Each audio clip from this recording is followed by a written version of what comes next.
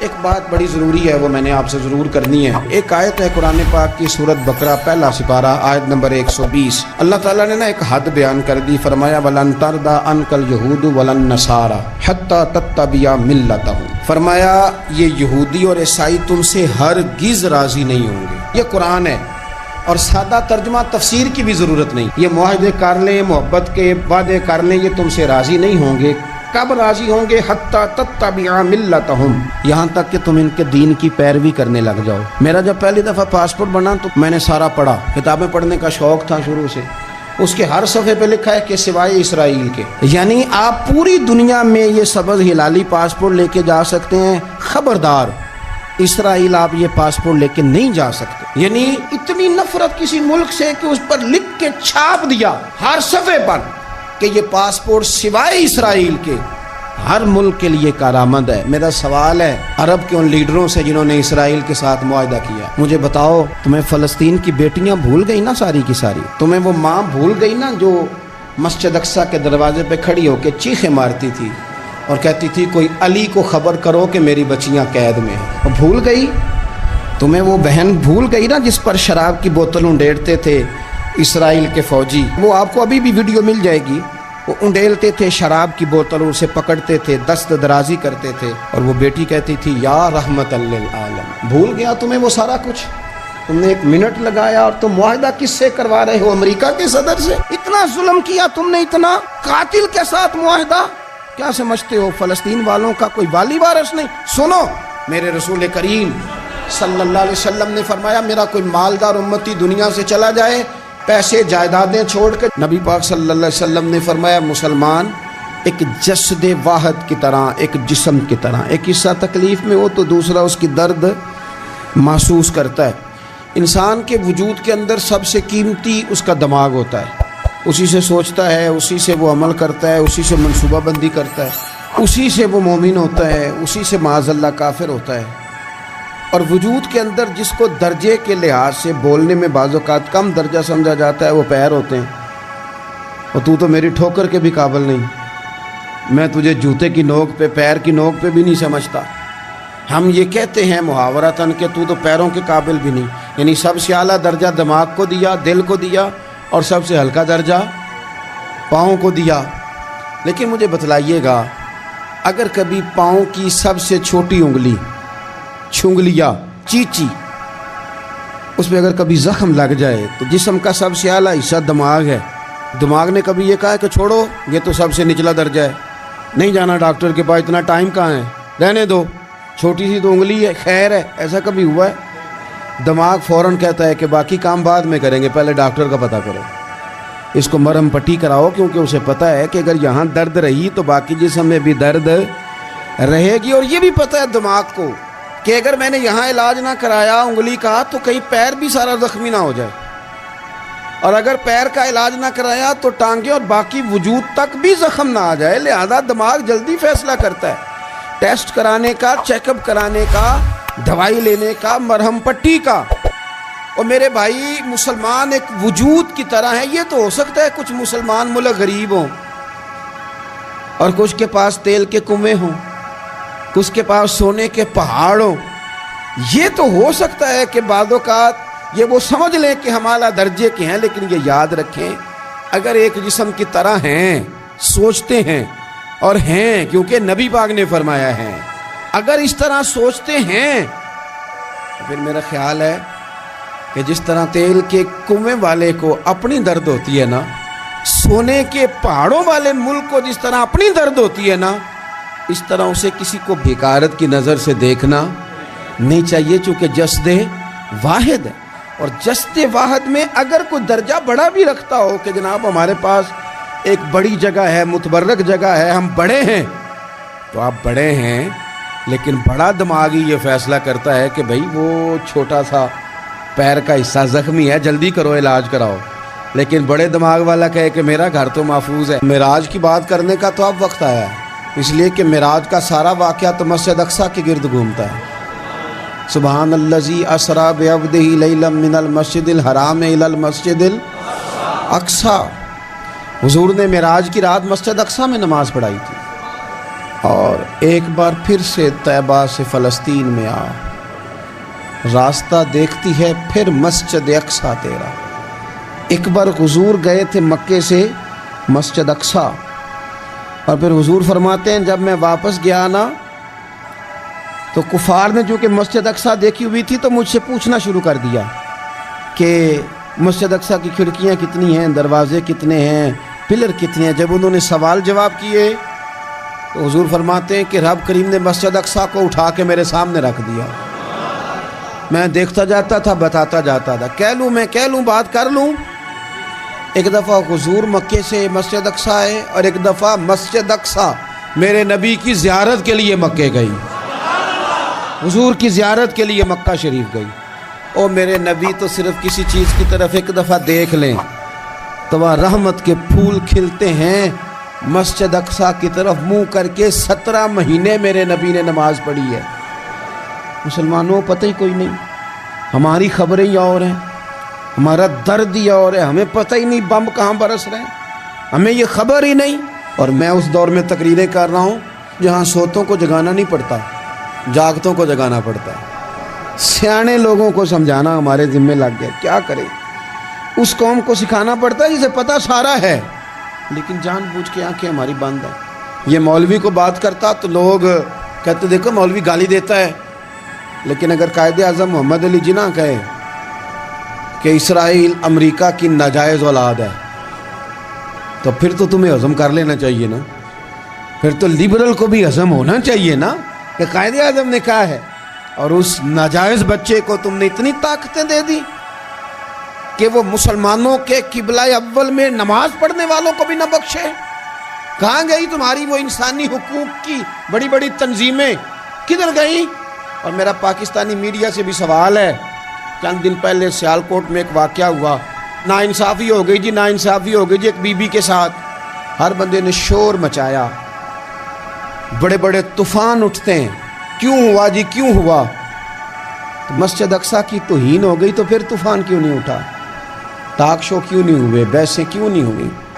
میں اس موم بتی مافیا کا کیا کروں؟ ان لبرل لوگوں کا کیا کروں؟ ان کے سپورٹروں ووٹروں کا کیا کروں؟ ان سیاسی جماعتوں کے کارکنوں کو کیا نام دوں کہ جو ان فضول بحثوں میں تو وقت ضائع کرتے ہیں، اور وہ مسجد اقصیٰ جس کے بارے میں میرے نبی پاک صلی اللہ علیہ وسلم سے ایک صحابیہ نے پوچھا تھا، یا رسول اللہ مسجد اقصیٰ میں نماز پڑھنا کتنا کو بہتر ہے باقی نمازوں کے مقابلے میں؟ تو حضور نے فرمایا 1000 گنا بہتر ہے۔ بی بی عرض کرنے لگی، سونیا میں جا تو نہیں سکتی، دل بڑا کرتا ہے۔ حضور نے فرمایا جا نہیں سکتی تو وہاں تیل ہی بھجوا دے، جس میں حاضری لگوانے کی حضور بات کریں جس مسجد میں۔ اور نبی پاک علیہ السلام نے فرمایا خاص کر کے سفر کرنا ہوا تو 3 مسجدوں کے لیے کرنا، ایک مسجد حرام بیت اللہ کے لیے، ایک مسجد نبوی کے لیے، اور تیسرا مسجد اقصیٰ کے لیے۔ بیت المقدس مسجد اقصیٰ معمولی جگہ نہیں، حضور نے فرمایا 3 سفر کرو تو سمجھنا ہم عبادت کر رہے ہیں۔ کون کون سے؟ فرمایا اگر بیت اللہ جاؤ تو عبادت سمجھ کے جانا، مسجد نبوی کی طرف جاؤ تو عبادت ہے، اور مسجد اقصیٰ کی طرف جاؤ تو یہ بھی عبادت ہے۔ اور فرمایا مسجد اقصیٰ میں جس نے ایک نماز پڑھی اسے 25,000 نمازوں کا ثواب ملے گا۔ اور میرے رسول پاک نے یہ وہ مسجد ہے جس کے ساتھ معراج شریف جڑا ہوا ہے۔ قرآن پاک نے کہا کہ اس مسجد میں سبحان الذی اسری بعبدہ لیلا من المسجد الحرام الی المسجد الاقصیٰ۔ مسلمانوں قرآن کہتا ہے کہ تمہارے معراج کی شان رسول پاک کی مسجد اقصیٰ سے جڑی ہے۔ جس محبوب کو رب معراج کرائے تو مسجد اقصیٰ میں لا کے کرائے۔ وہ جگہ معمولی جگہ ہے، وہ معمولی جگہ ہے مسجد اقصیٰ۔ نبی پاک نے وہاں نبیوں کی امامت کرائی، 17 مہینے اس مسجد کی طرف منہ کر کے تیرے اور میرے رسول نے نمازیں پڑھی۔ چھوٹی جگہ ہے، اور پوری دنیا کا مسلمان اسے چاہیے شرم سے گڑ جائے۔ ایک امریکہ کا صدر بول کے کہتا ہے کہ اسرائیل کو اجازت ہے اسے دارالحکومت بنائے، اور مسلمان حکمران بیان دے رہے ہیں ظالموں لٹیروں، تم اپنی سیاستیں چمکانے کے لیے پہلے ایک دوسرے کو گالیاں دیتے ہو، پھر اکٹھے بیٹھ جاتے ہو نمبرنگ کرنے کے لیے۔ تم دین کے اس مسئلے میں سارے اکٹھے کیوں نہیں بیٹھے؟ سارے پاکستان کے سیاستدانوں کو، علماء اور مشائخ کو چاہیے تھا ایک پیج پہ اکٹھے ہوتے، اکٹھے بیٹھ کے ایک بیان ہی دے دیتے، ایک بات ہی کر دیتے۔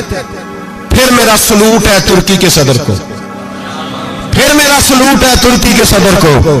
اس نے بہت عرصہ پہلے کہا تھا مسجد اقصی میری خواب میں آئی تھی اور رو کے کہتی تھی آئے مجھے کوئی صلاح الدین ایوبی کا ماننے والا، کوئی آئے مجھے بچائے۔ کہتے میری خواب میں آئی تھی اور روتی تھی، کہتی تھی کوئی آئے۔ اور ایک شاعر نے کہا مسجد اقصی نبی پاک کو بھی بلاتی ہے، کہتی ہے ایک بار پھر طیبہ فلسطین میں آ، راستہ دیکھتی ہے پھر مسجد اقصی تیرا، ایک بار پھر سے طیبہ سے فلسطین میں آ، راستہ دیکھتی ہے پھر مسجد اقصی تیرا۔ کوئی بولا ہے نہیں اتنا مقدس مقام، چھوٹے چھوٹے بیان، اور کہیں اکٹھے ہو جاؤ، میں بتاتا ہوں تمہیں مسئلے کا حل کیا ہے، میں بتاتا ہوں۔ دو کام کرو، ایک کام وہ کرو جو حضرت سلمان فارسی نے کیا تھا، سنو سنو حل سنو مسئلے کا، میں چھوٹا آدمی ہوں پر حل سنو مسئلے کا۔ زندگی میں ایک کام مسلمان کر لے، جٹ بن کے، بٹ بن کے، رائی بن کے، پاکستانی، مصری، سعودی بن کے بڑا جی لیا۔ ایک کام وہ کرے جو حضرت سلمان نے کیا تھا۔ جب ایک کافر نے پوچھا آپ کا نام کیا ہے تو فرمایا میرا نام اسلام ہے۔ بولیے سارے میرا نام، کہا تمہارے باپ کا نام، فرمایا اسلام۔ دادا کا نام، کا اسلام۔ پردادا کا نام، بازو تیرا توحید کی قوت سے کمی ہے، اسلام تیرا دیس ہے تو مصطفی ہے۔ ایک کام وہ کرو جو حضرت سلمان نے کیا تھا۔ کافر جب پوچھے تو کہو ہم سارے اسلام ہیں، ہم سارے کیا ہیں، ہم پہلے مسلمان ہیں، باقی بعد میں کچھ اور چیز۔ دوسرا کام وہ کرو جو حضرت امیر معاویہ نے کیا تھا۔ سن لو یہ حال ہے اس مسئلے کا، سنو۔ حضرت مولا علی شیر خدا رضی اللہ تعالیٰ عنہ اور جناب امیر معاویہ کی جنگ ہو رہی تھی، لڑائیاں ہو رہی تھی، اختلافات تھے، فوجیں بیٹھی تھی۔ حضرت مولا علی اور جناب امیر معاویہ کی جنگ ہو رہی تھی تو روم کے بادشاہ نے، عیسائی بادشاہ نے حضرت علی کو خط لکھا کہ میں تیرے اوپر حملہ کرنے والا ہوں۔ خط لکھا نا حضرت علی کو، تو جواب حضرت امیر معاویہ نے لیا۔ چاہیے تھا نا مولا علی جواب دیتے، حضرت امیر معاویہ بولے اور بول کے کہنے لگے اور روم کے کتے ہم گھر میں جتنا مرضی لڑے، یہ نہ سمجھنا تو علی پہ حملہ کرے گا تو میں تماشا دیکھوں گا۔ فرمایا تو علی پہ حملہ کر تو صحیح، علی سپہ سالار ہوگا اور امیر معاویہ اس کا سپاہی ہوگا۔ گھر میں جتنا مرضی لڑے پر رسول اللہ کے نام پہ ہم اکٹھے ہو جایا کرتے، یہ رسول اللہ کا دین ہے، اس پہ ہم اکٹھے ہیں، یکجان ہیں۔ فرمایا علی سپہ سالار ہوگا اور امیر معاویہ سپاہی ہوگا، اکٹھے نکلیں گے اور کفر کو بتائیں گے کہ اگر تم مسلمانوں کی طرف دیکھو گے پھر ہم یکجان ہیں، پھر ہم، بولیے پھر ہم گنبد خضرا کے سائے تلے ایک ہیں، ایک ہیں، ایک تھے اور ایک رہیں گے۔ اس لیے یہ دو کام اگر مسلمان کرے، دو کام، ٹھیک ہے اختلاف ہو گئے، بڑا کچھ ہو گیا، لیکن ان سے کہیں کہ جب تم آؤ گے تو پھر ہمیں علیحدہ علیحدہ نہیں پاؤ گے، پھر ہمیں تم اکٹھے پاؤ گے، اکٹھے میدان میں نکلیں گے۔ اور کوئی اتنی لمبی چوڑی بات نہیں، میں کیا کروں، میرا تو آئیڈیل بنتا جا رہا ہے طیب اردگان۔ عجیب بات ہے نا کہ اس کے پاس ایٹمی طاقت آپ سے کمزور ہے، آپ کی تگڑی ہے، اس کے پاس جو فوجی طاقتیں ہیں وہ اپنی جگہ پر، آپ کی فوجی طاقتوں کا لوہا مانتی ہے دنیا، لیکن پھر مجھے کہنے دو نا، میدان میں بندہ ایٹمی طاقت سے نہیں لڑتا، ایمان کی قوت سے لڑتا ہے۔ اور بول اٹھا ہے نا، کیا کر لیا اس نے اپنی پارلیمنٹ سے خطاب کیا ہے، مطالبہ ہے، علماء سے گزارش ہے، مشائخ سے گزارش ہے، ہر مکتبہ فکر کے آدمی سے گزارش ہے، علماء اور سیاستدانوں سے اپیل ہے کہ پارلیمنٹ کا مشترکہ اجلاس بلائیں، مشترکہ، اس میں ہر سیاسی جماعت کا لیڈر بیٹھے اور اکٹھے بیٹھ کے ان کو یہ میسج دیں کہ بازو تیرا توحید کی قوت سے قوی ہے، اسلام تیرا دیس ہے تو مصطفی، اور ان کو بتائیں کہ ہزاروں قومیں وجود میں آئیں، دہر میں خشک تر کے رشتے سے ہم نے بنیاد دوستی رکھی، یاد خیر البشر کے رشتے سے۔ مسلمان ہی نہیں ہوتا۔ صلاح الدین ایوبی اپنے خیمے میں بیٹھے تھے، ایک بی بی آ گئی، اس قبیلے کا کوئی شخص مسلمان نہیں ہوتا، بی بی آئی، آگے کہنے لگی میرے 4 بیٹے جنگ میں کھو گئے, چھوٹے چھوٹے بچے جنگ میں کھو گئے, مل نہیں رہے. فوجیوں کو حکم دے مجھے میرے بچے تلاش کر کے دیں. صلاح الدین ایوبی نے جھٹ پٹ سر پہ امامہ باندھا, نیزہ پکڑا, سینے بند باندھا, اپنے جبے کو سمیٹا اور باہر کہنے لگی تو کدھر جا رہا ہے؟ کہنے لگا میں خود تیرے بچے تلاش کر کے دوں گا. صلاح الدین چند سپاہی ساتھ میں گلی گلی نکلے, گلی گلی فجر کے نکلے, اثر ہو گئی, تھک گئے. 2 نمازیں صحرا میں پڑھی. جنگل کے اندر پہنچے تو ایک کونے میں 4 بچے ایک جگہ ڈرے اور سہمے ہوئے بیٹھے ملے. صلاح الدین ایوبی اٹھا کے لائے, ماں کو کہنے لگے تیرے بچے ہیں. نکلا اس لیے تھا کہ میرے نبی نے فرمایا بچے جدا ہوں تو ماں کو درد بڑا ہوتا ہے, اور میرے رسول نے فرمایا تھا جب جنگ کرنے جاؤ تو کھیت برباد نہ کرنا, فصلیں تباہ نہ کرنا, بچوں کو ماں سے جدا نہ کرنا. فرمایا میں سوچ رہا تھا تیرے بچے کہیں میری وجہ سے جدا ہو گئے تو مصطفیٰ کو جواب کیا دینا. فرمایا تیرے بچے ڈھونڈ کے لایا ہوں. بچے ماں کے پاس آنے لگے تو ماں نے بڑے بیٹے کے منہ پہ تھپڑ مارا. کہتا اماں کیا ہوا؟ کہنے لگے تو نے سنا نہیں کہ دشمن کے بچوں کی اتنی حفاظت کرتا ہے, میرے پاس نہ جا, اس کے قدموں میں بیٹھ جا. جس نبی کے غلام اتنے سچے ہیں وہ نبی کتنا سچا ہوگا. بنو قریظہ اور بنو نذیر 2 محلے تھے یہودیوں کے. یہودیوں نے بڑی عہد شکنی کی تو نبی پاک صلی اللہ علیہ وسلم نے ان کو بے دخل کر دیا, مدینے سے نکال دیا مدینہ منورہ سے. یہودی نکل گئے مدینہ طیبہ سے, تو جب وہ نکل کے جا رہے تھے تو ان کے مکان, ان کے باغ, ان کی جائیدادیں بچ گئی. نبی پاک علیہ السلام نے انصار مدینہ کو پہلے بلایا. جاگ رہے ہیں نا آپ لوگ؟ پیسے آتے کسی کو برے لگتے ہیں, اب تو یہ بھی حلال حرام کی تمیز بھی اٹھتی جا رہی ہے.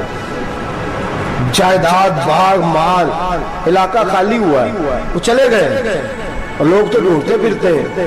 اللہ خیر فرمائے, شاملہ جگہ ملتی نہیں اب شہروں میں, وہ کس کس نے نام کرا لیا, کدھر گئی ہے کوئی خبر ہی نہیں, خالی جگہ پڑی ہے. میرے نبی پاک علیہ السلام نے پہلے انصار مدینہ کو بلایا. حضور نے فرمایا انصاریوں بہت بڑی جائیدادیں یہودیوں کی, بنو نذیر اور بنو قریظہ محلے خالی ہو گئے, میرا دل کرتا ہے وہ تمہیں دے دوں, اس لیے کہ تم نے اپنے مہاجر بھائیوں کے ساتھ بڑا تعاون کیا, جائیدادیں تم نے دے دی ہیں, مکانات دے دیے ہیں, بڑا کچھ تم نے دیا ہے, میرا دل کرتا ہے وہ تمہارے نام کر دوں. تو انصار مدینہ کیا کہنے لگے یا رسول اللہ دے تو ہم نے دیا ہے پر وہ بیچارے جھچکتے ہی رہتے ہیں, وہ جھچکتے ہی رہتے ہیں, کھول کے ہماری چیزیں استعمال نہیں کرتے. تو حضور ہم تو پہلے ہی انصار ہیں, ہمارے پاس بڑا کچھ ہے, آپ مہربانی فرمائیں وہ سارا کچھ مہاجروں کو دے دے, مہاجرین کو ہمیں نہیں چاہیے. اب چلے گئے بات کر کے, میرے حبیب پاک نے مہاجروں کو بلا لیا. فرمایا بنو نذیر اور بنو قریظہ قبیلے کی جائیدادیں آئی ہیں, تمہارے پاس بظاہر جو چیزیں ہیں بھی وہ بھی انصار مدینہ کی ہیں, تو میرا یہ خیال ہے کہ وہ سارا کچھ تمہیں دے دیا جائے. ابو بکر صدیق رضی اللہ تعالیٰ عنہ کہنے لگے یا رسول اللہ صلی اللہ علیہ وسلم ہمارے انصار بھائیوں نے ہمارے لیے دل تک کھول دیے ہیں, حضور انہوں نے ہر چیز بانٹ کے ہمارے سامنے رکھ دی ہے, ہم اتنے خرد غرض ہیں کہ سارا کچھ لپیٹ جائیں.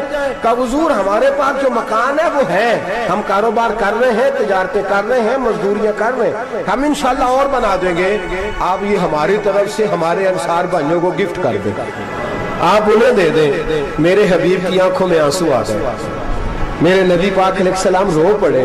یا رسول اللہ آپ کیوں روتے ہیں؟ فرمایا تمہارا یہ بھائی چارہ قائم رہا تو اللہ اسلام کو بڑی قوتیں عطا فرمائے گا, اللہ طاقتیں دے گا اسلام کو. اگر تمہارا یہ رنگ قائم رہا, یہ انداز, میرے غلاموں تمہارے یہ طور طریقے, ایک بھائی کہتا ہے دوسرے کو, دوسرا کہتا ہے تیسرے کو. مسلمانوں کی نا ایک تعداد لڑتے لڑتے لڑتے لڑتے دور چلے گئی. تاتاریوں نے قید کر لیا, 4 مسلمان تھے, تبلیغ کرنے گئے, جنگ کرنے گئے, جہاد کرتے کرتے کافروں سے لڑتے لڑتے تاتاری قوم میں چلے گئے, وہاں قید کر لیے گئے. تو سزائے موت کا حکم ہوا, 4 بزرگ تھے, سزائے موت کا حکم ہوا. تو تاتاری بادشاہ جو تھا وہ بڑا خلاف تھا, بڑا سخت مخالف تھا مسلمانوں کا. اس نے کہا کہ ان کو جب پھانسی دینا نا مسلمانوں کو تو میرے سامنے دینا.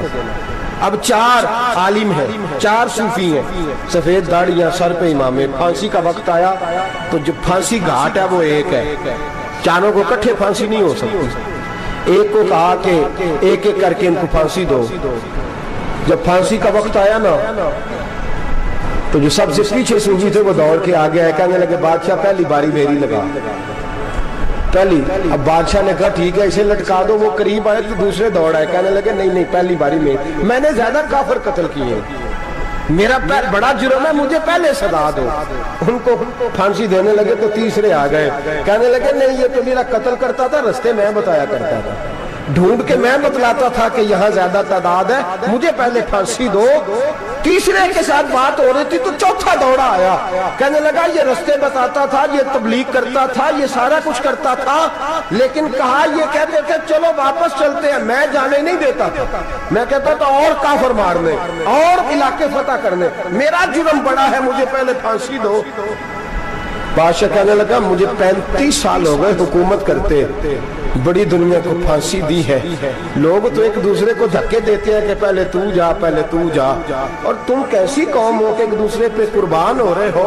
कहने लगा तुम एक बाप की औलाद हो, जाग रहे आप लोग, तातारी बादशाह काफिर बादशाह इस्लाम की मुखालफत कर दो, एक बाप की औलाद हो का नहीं, एक कबीले के रहने वाले हो का नहीं, एक मुल्क के रहने वाले हो नहीं। उसने कहा रिश्ता क्या है, तुम्हारा रिश्ता क्या है?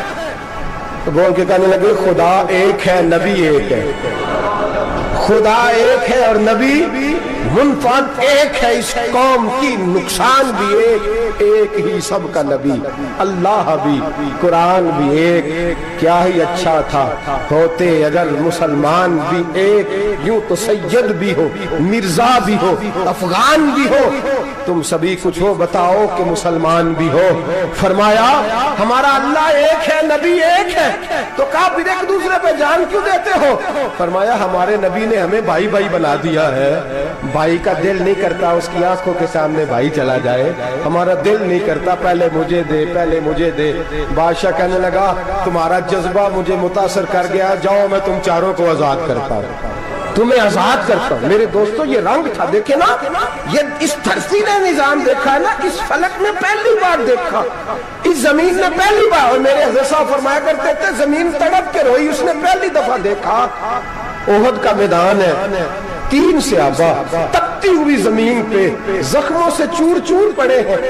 हजरत अनस बिन नजर रज़ी अल्लाह ताला अन्हु पानी का प्याला लेके पहुंचे, एक जख्मी से कहा तुझे पानी पिलाना है, तो कहने लगा मेरे जख्म थोड़े हैं, वो जो साथ पड़ा उसके जख्म गहरे हैं, पहले उसे पानी पिला दे, जा उसे दे दे। उसके पास पहुंचे तो वो कहने लगा वो मुझसे पहले गिरा था, उसका जख्म ज्यादा गहरा है, उसे पानी पिला।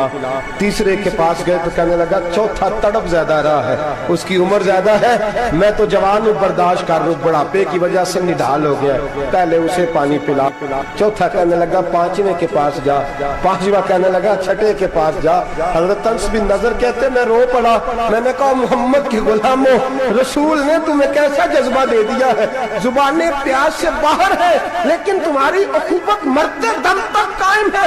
कहते मैं 7वें के पास गया तो कहने लगा अगर 6 कुर्बानी दे सकते हैं तो मुझे खुद गर्ज न समझ, मैंने नहीं पानी पीना, जा पहले के पास ले जा। कहते मैं पहले के पास आया तो रूह परवाज कर गई, दूसरे के पास आया तो रूह परवाज कर गई, मैं 7वें तक आया तो इंतकाल कर गए। कहते हैं पानी का प्याला मैंने उठाया और मैंने जमीन पे रखा तो मैंने कहा पानी गवा रहना, मोहम्मद के गुलाम मर तो जाते हैं पर एक दूसरे का ख्याल बड़ा रखा करते हैं, गवा रहना ये मर जाया करते लेकिन एक दूसरे का दर्द। मेरे दोस्तों लुटा हुआ बर्मा, रोते हुए मुसलमान, सिसकियां और आहें लेती हुई माएं पूछती हैं ए खासा ने रसूल वक्त दुआ है, उम्मत पे तेरी आके अजब वक्त पड़ा है, वो दीन जो बड़ी शान से निकला था वतन से, परदेश में वो दीन आज गरीबुल गुरबा है, फरियाद है ए कश्ती ये उम्मत के निगहबा, बेड़ा ये तबाही के करीब आने लगा है। और क्या खूबसूरत जुमले कहे थे कि नबी पाक सल्लल्लाहु अलैहि वसल्लम ने हुजूर ने फरमाया था मेरा मोमिन एक जान की तरह होता है, एक जान की तरह होता है, एक को तकलीफ हो जिस्म के एक हिस्से को सारा हिस्सा परेशान होता है, फरमाया ये एक मकान की तरह है, एक ईंट दूसरी ईंट को मजबूत करती है, फरमाया ये मजबूत लोग हैं, ये मजबूत लोग। हजरत उमर फारूक का जमाना है, एक आदमी ने सीरी भेज दी एक घर में बतौर तोहफा, कहत का जमाना था, गोश्त मिलता नहीं था, जानवर, एक आदमी ने सीरी भेज दी एक आदमी के घर में। उसने क्या किया, उसने अपनी बीवी से कहा हमारी तो खैर है, साथ वाला पड़ोसी ज्यादा गरीब है, उधर न भेज दे। यहाँ गंदम अमीर शहर की होती रही खराब, और बच्ची किसी फकीर की फाकों से मर गई। कहा साथ वाले पड़ोसी के घर से मैं कई दिनों से भूख की आवाजें, वहां भेज दे। उसके घर गई तो उसकी बीवी शौहर को मशवरा देती है, कहती है मेरे बच्चे तो दलेर है, साथ वाले के छोटे हैं, वो गुजारा नहीं, उधर न भेज दे। उधर गई। एक रवायत है 7 घर, एक रवायत है 21 घर।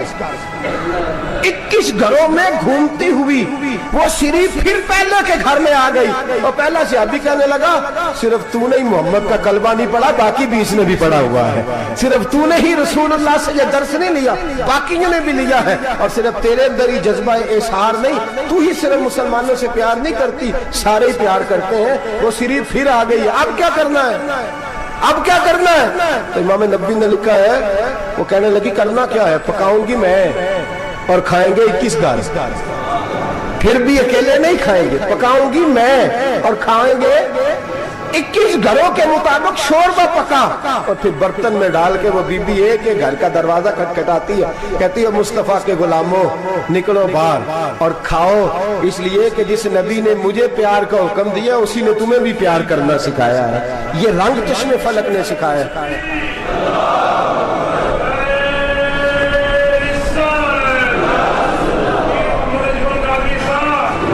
आपकी बड़ी मेहरबानी, जिंदाबाद वही है जिसको अल्लाह रसूल जिंदाबाद फरमाए, बड़ी मेहरबानी, अल्लाह जज़ा दे। अर्ज ये करने जा रहा था कि रसूल करीम सल्लल्लाहु अलैहि वसल्लम ने पैगाम दिया उम्मत को, फरमाया देखे ना कितने बड़े लफ्ज हैं।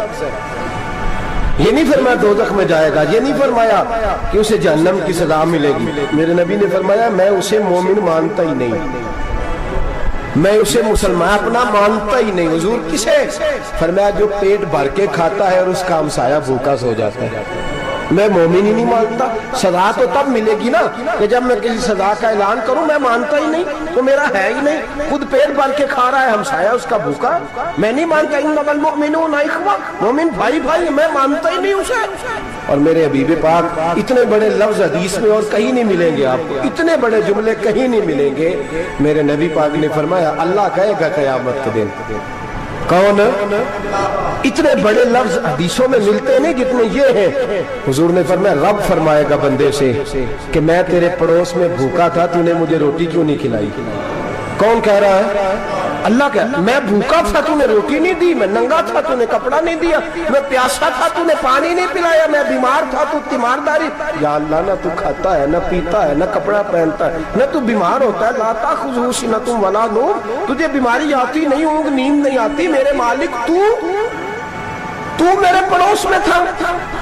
तो हुजूर फरमाते हैं रब फरमाएगा वो जो बंदा तेरे पड़ोस में भूखा था तो बंदा तो मेरा ही था ना, वो जो बंदा तेरे पड़ोस में नंगा था तो बंदा तो मेरा ही था ना, वो जो तेरे पड़ोस में प्यासा तड़पता रहा तो वो मेरा ही बंदा था। तू दवाई लेने जाए तो बड़े अस्पताल में और उस बेचारे को 20 रुपए पर्ची के भी मुयस्सर ना आए तो मेरा ही बंदा था। मेरे दोस्त ख्याल कर और याद रख, ये जो हमसाये ममालिक में जुल्म होते हैं, ज्यादतियां होती हैं, हमारे घर का पंखा अच्छा चलता है, हम जुलूस उस वक्त निकालते हैं जब हमारी लाइट बंद होती है, हम जुलूस उस वक्त निकालते हैं जब हमारा एसएचओ हमें तंग करता है, हम उस वक्त दर्द महसूस करते हैं जब हमारे घर तक आग आ जाती है। ये जो बाहर आग जल रही है ये तेरे घर भी आ सकती है, ये जो बाहर फसाद हो रहा है ये तेरे दरवाजे तक आ सकता है। मेरे रसूल पाक ने एक जान, मुसलमान को एक जान करार दिया। मुझे बताइए, उंगली को कट लग जाए, मुसलमान एक जान है ना, उंगली को लग जाए कट, दिमाग कहता है मैंने नहीं सोचना इसके बारे में, मैंने इसके दर्द को महसूस ही नहीं करना, उंगली की दर्द है, उंगली जाने उसका काम जाने, ऐसे ही होता है ना। बोले पैरों से कहते हैं, उंगली कहती है चल डॉक्टर के पास, पैर कहते हैं नहीं मैंने नहीं जाना, उंगली का काम है उंगली जाए, ऐसे ही है ना। दिल से कहते हैं तू तड़प थोड़ा सा, उंगली को दर्द है, कहते मैं क्यों तड़पू, उंगली का मामा, उंगली जाने उसका काम जाने। टेलीफोन करना है, डॉक्टर साहब का पता करना है तो कान कहते हैं मैंने नहीं बात सुननी डॉक्टर साहब की, जुबान कहती है मैंने नहीं बोलना, उंगली जाने, ऐसा होता है। पैर एहतजाज करते हैं कि मैंने डॉक्टर के पास, मैं क्यों चक्कर खाता फिरूं डॉक्टर की दुकान की, उंगली को दर्द है उंगली जाने, ऐसा होता है। भाई मेरे रसूल पाक ने फरमाया मुसलमान एक जान है, तो दर्द बर्मा के मुसलमानों को हो रहा है तो पाकिस्तानी कह रहे हैं कोई बात नहीं, वो जाने उनका काम जाने, एक जान है ना, दर्द होना चाहिए, तकलीफ होना चाहिए। फट्टे पे बातें होती हैं इस मौजूद पे, असेंबली पे गुफ्तगू हुई है इस मौजू पे? आपकी सूबाई असेंबलियां इस मौजू पे बोली हैं? आपके काउंसिल इस मौजू पे बोले? हम तो अपनी अपनी सियासत, अपने अपने तमाशे, अपने अपने चक्रों में लगे हुए। वो दरिया के अंदर सिसकते मुसलमान, बंगाली कहते हैं हमारे नहीं, बर्मी कहते हैं हमारे नहीं, पाकिस्तानी कहते हैं हमारे नहीं, तुर्की कहते हैं वो किसके हैं? वो किसके हैं? वो अल्लाह के बंदे हैं, मोहम्मद अरबी के गुलाम है सल्लल्लाहु अलैहि वसल्लम। मेरे दोस्तों, क्या हमें क्या गर्ज है, वो जाने उनका काम जाने।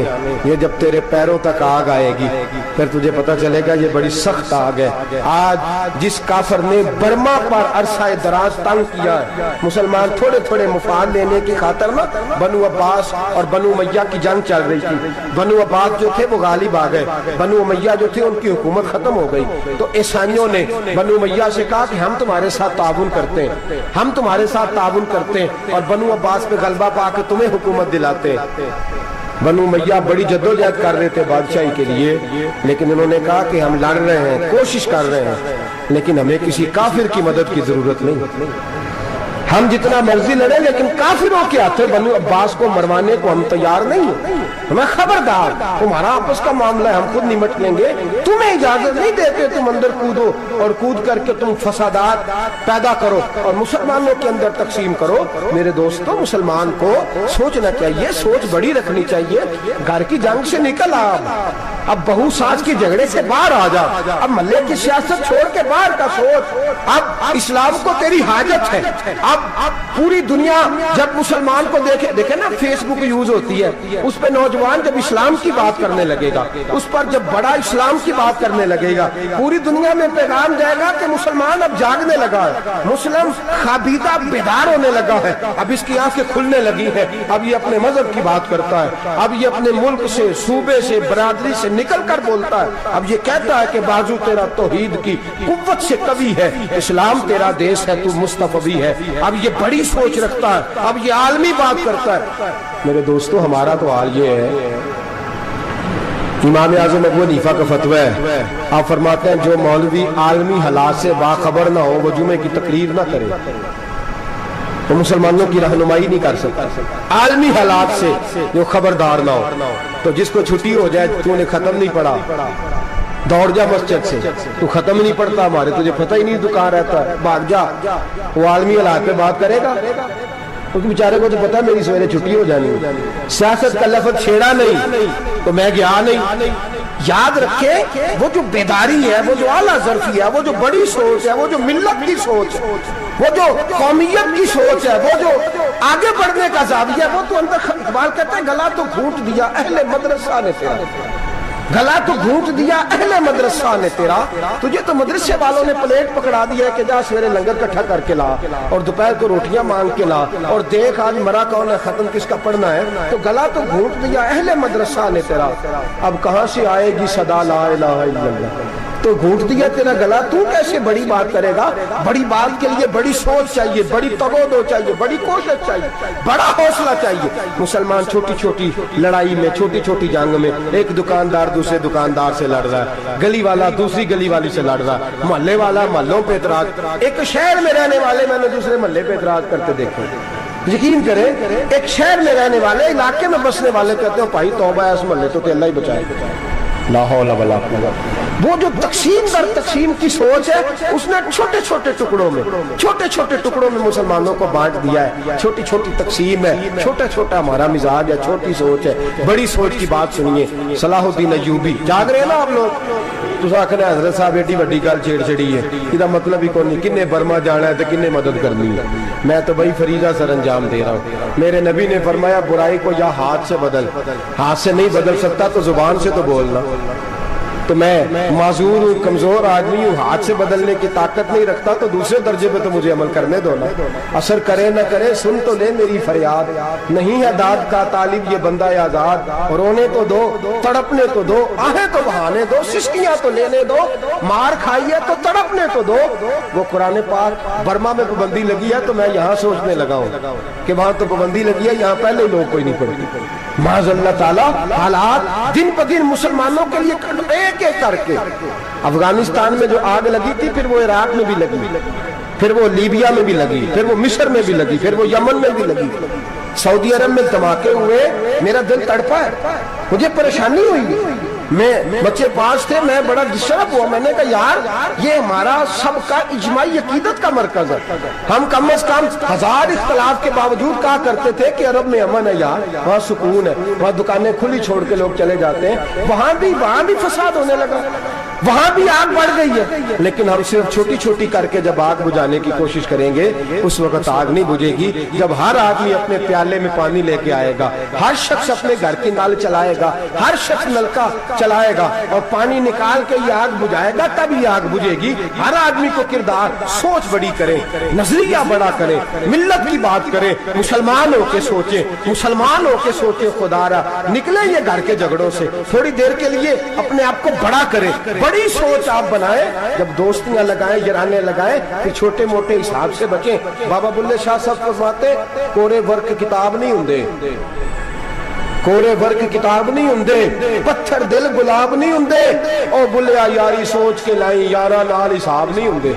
फिर जरा निकले इस हिसाब किताब से बाहर, बुलिया यारी सोच के लाई यारा नाल हिसाब नहीं हुंदे। फिर जरा बड़ा ज़हन करे, छोड़े अपने हिसाब, यूसिरून अला अनफुसिहिम वलनबलुवन्नकुम बिशैइन मिनल खौफि वल जूइ व नक्सिन मिनल अम्वालि वल अनफुसि वस्समरात। फिर हिसाब किताब से निकले, फिर इमाम अली मकाम की तरह ये सोच बनाए कि हुसैन के बच्चे चले जाए तो कोई हर्ज नहीं, उम्मत पर आंच नहीं आनी चाहिए। एक इमाम अली मकाम, कल तक इमाम मैदान में खड़े थे तो अकेले थे, लेकिन आज पूरी दुनिया कहती है हुसैन हमारा है, हुसैन हमारा। आज नजरिया इमाम अली मकाम जिंदा है, तू अकेला है तो खड़ा हो, ये ना कहा कर। छोटी सी मस्जिद है, एक कोना का खड़कावा, मौलाना तकरीर कर रहे हैं तो क्या बनेगा, एक आवाज कहीं से गूंजा करती है, फिर उसमें तासीर मेरा अल्लाह पैदा फरमा दिया करता है, फिर उसके अंदर कुव्वत मेरा रब पैदा फरमा दिया करता है, फिर अल्लाह उसमें तासीर पैदा करके 4 दाग आलम में फैला दिया करता है।